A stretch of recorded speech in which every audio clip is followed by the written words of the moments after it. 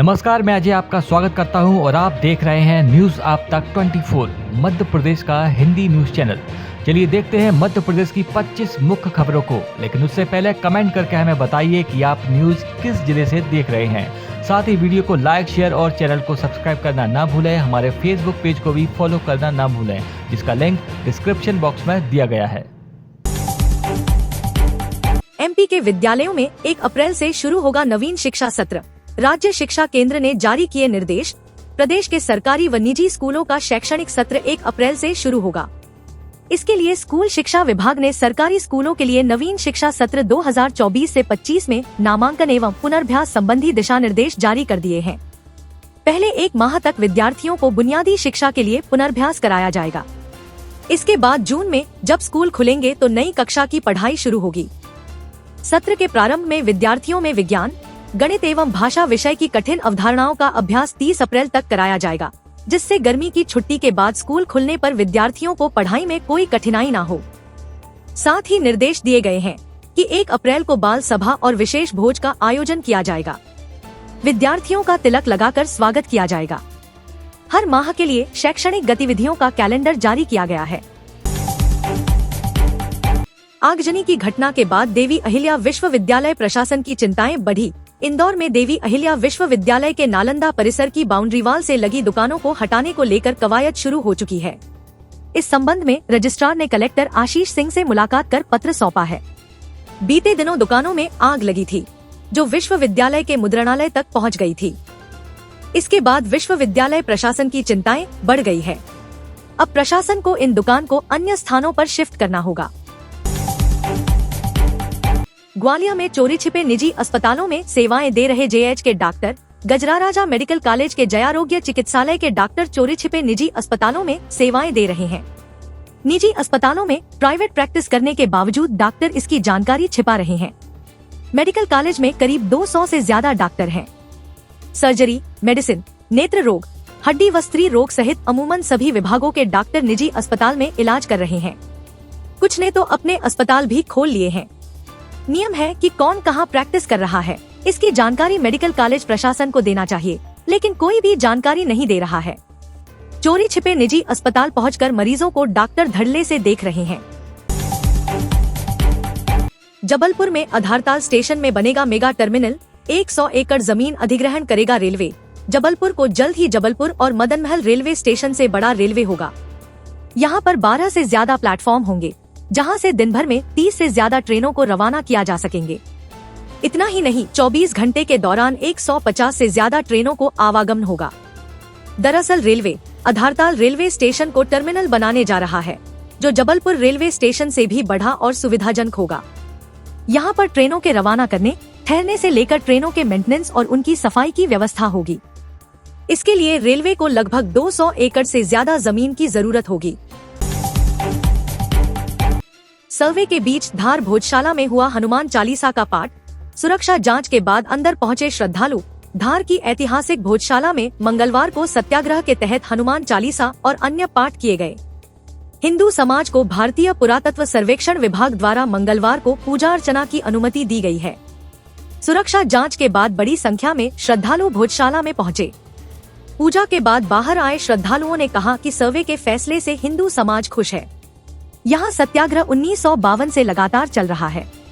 हनुमान चालीसा के बाद आरती और पूजा संपन्न हुई। श्रद्धालुओं ने कहा कि निर्देश के अनुसार उन्होंने 11 बजे भोजशाला परिसर खाली कर दिया है। इंदौर में देवी अहिल्या विश्वविद्यालय में आवेदन करने के बावजूद छात्रवृत्ति नहीं मिली विद्यार्थियों की तैयार होगी सूची। केंद्रीय व प्रदेश स्तर पर मिलने वाली छात्रवृत्ति योजना को लेकर स्थिति ठीक नहीं है। बजट के अभाव में हजारों की संख्या में विद्यार्थियों को राशि आवंटित होना बाकी है, जबकि ऐसे भी सैकड़ों छात्र छात्राएं जिन्हें छात्रवृत्ति की कुछ प्रतिशत राशि का इंतजार है। इस वजह से शैक्षणिक संस्थानों में इन विद्यार्थियों की फीस जमा नहीं हुई है। इनमें अल्पसंख्यक विद्यार्थियों की संख्या सबसे ज्यादा है। अब संस्थानों ने उच्च शिक्षा विभाग को पत्र लिखा है। हालांकि अब देवी अहिल्या विश्वविद्यालय ऐसे विद्यार्थियों की सूची बनाने में लगा है जिन्हें आवेदन करने के बावजूद छात्रवृत्ति का लाभ नहीं मिला है। अधिकारियों के मुताबिक 3 दिन के भीतर विद्यार्थियों को अपनी जानकारी देना है। इंदौर की बीमार आंगनवाड़ियों की हालत सुधरेगी। नौनिहालों के लिए संचालित हो रही जिले की 1838 आंगनवाड़ियों में से कई आंगनवाड़ी निजी भवन में संचालित हो रही है। वहीं जो सरकारी भवन में संचालित हो रही है, वहां भवन जर्जर होने लगे हैं। अब इनमें 100 आंगनवाड़ी भवनों का जीर्णोद्धार किया जाएगा। इसके लिए महिला बाल विकास विभाग द्वारा 1 करोड़ रुपए खर्च किए जाएंगे। दरअसल 2 साल पहले तत्कालीन मुख्यमंत्री शिवराज सिंह चौहान ने आंगनवाड़ी गोद लो अभियान के तहत दान लिया था, जिसमें महिला बाल विकास को करीब 6.5 करोड़ रुपए दान में मिले थे। ग्वालियर में वीआईपी सड़कों पर स्वीपिंग मशीन और झाड़ू दोनों चल रही, बाकी का बुरा हाल। ग्वालियर शहर में साफ सफाई की व्यवस्था खराब है, क्योंकि नगर निगम का ध्यान केवल वीआईपी सड़कों पर ज्यादा है, जबकि शहर की अन्य सड़कें धूल फांक रही हैं, जिन पर ठीक से झाड़ू तक नहीं लगती और वीआईपी सड़कों पर स्वीपिंग मशीन चलाने के साथ ही झाड़ू तक लग रही है। ऐसे में स्वच्छता सर्वेक्षण 2024 में इस बार हम फिर पिछड़ सकते हैं, क्योंकि शहर की सड़कें चीख कर यह बता रही हैं कि वह डस्ट फ्री नहीं हो सकी। सड़क और डिवाइडर पर जमी धूल व सड़क किनारे पड़ी गंदगी स्वच्छता सर्वेक्षण की पोल खोल रही है। यदि यह स्थिति शहर की सड़कों की रही तो इस बार हम स्वच्छता सर्वेक्षण में कैसे बढ़त बना सकेंगे। इंदौर में ग्रामीणों की समस्या जानने के लिए SGSITS के छात्र हुए गांवों के लिए रवाना। कृषि, स्वास्थ्य, बैंकिंग और रोजगार जैसी समस्याओं को दूर करने के लिए 26 मार्च को SGSITS छात्र भ्रमण करने के लिए निकले हैं। दरअसल उन्नत भारत अभियान के तहत श्री गोविंदराम सेक्सरिया प्रौद्योगिकी एवं विज्ञान संस्थान SGSITS द्वारा चलो गांव की ओर प्रोग्राम की शुरुआत की गई है। इस अभियान के तहत 900 बच्चे 105 गांवों में जाकर ग्रामीणों के बीच रहकर न सिर्फ उनकी परेशानियों को समझेंगे, बल्कि उसके समाधान के लिए प्रौद्योगिकी भी तैयार करेंगे। इंदौर में आश्रम की दीवार फांदकर भागी 2 नाबालिग बालिकाएं।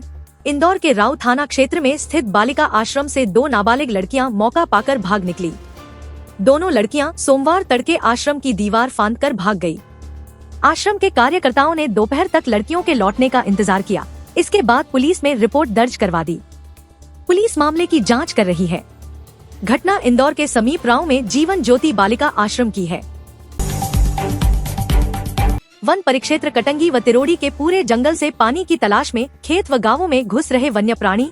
1 सप्ताह के भीतर 7 लोगों को किया घायल। गर्मी शुरू होते ही वन्य जीव पानी की तलाश में खेतों व गांवों में घुसने लगे हैं। ऐसे में वन्य जीव नागरिकों पर हमला कर रहे हैं। 1 सप्ताह के भीतर वन्य जीवों के हमले से 7 लोग घायल हो गए, जिसमें जंगली सुअर से 4 और भालू से 3 लोग शामिल हैं। दरअसल जंगल में मिश्रित वन होने की बजाय अधिकतर सागौन वाले प्लांटेशन होने के चलते उसके नीचे घास व कंदमूल नहीं उग पाते हैं। इससे वहां पर घास सूखने लगी है, पानी की भी कमी होने लगी है, जिसके कारण वन्य जीव पानी की तलाश में जंगल से बाहर निकल जाते हैं। इधर तमाम ग्रामीण महुआ बीनने के लिए सुबह से जंगल व खेतों में पहुंच जाते हैं, जिसके चलते उन पर वन्य जीवों के हमले का खतरा बढ़ गया है। सतना के दोहरे हत्याकांड मामले में कोर्ट का फैसला। 3 आरोपियों को दोहरी उम्र कैद।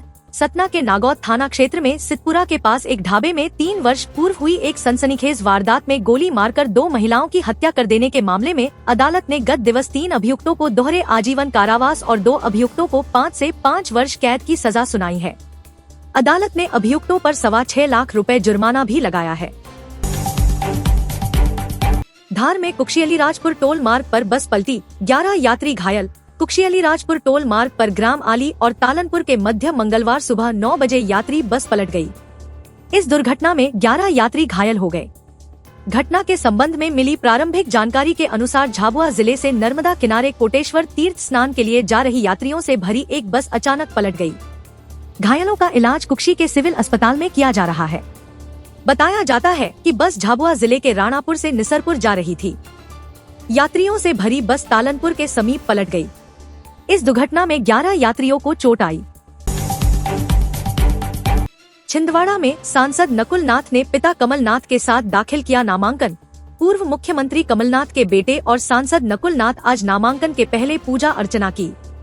कांग्रेस छिंदवाड़ा लोकसभा सीट के उम्मीदवार नकुल नाथ ने मध्य प्रदेश के पूर्व मुख्यमंत्री और अपने पिता कमलनाथ, मां अलका नाथ और पत्नी प्रिया नाथ की उपस्थिति में अपना नामांकन दाखिल किया। नामांकन दाखिल करते समय कांग्रेस प्रदेश अध्यक्ष जीतू पटवारी, विधानसभा में नेता प्रतिपक्ष उमंग सिंगार और पूर्व मंत्री दीपक सक्सेना शामिल हुए। बुधवार को पहले चरण की 6 सीटों के लिए नामांकन का अंतिम दिन। बुधवार को पहले चरण में शामिल मध्य प्रदेश की 6 लोकसभा सीटों के लिए नामांकन पत्र जमा करने का अंतिम दिन रहेगा। मध्य प्रदेश में पहले चरण में सीधी, शहडोल, जबलपुर, मंडला, बालाघाट और छिंदवाड़ा लोकसभा सीट के लिए वोट डाले जाएंगे।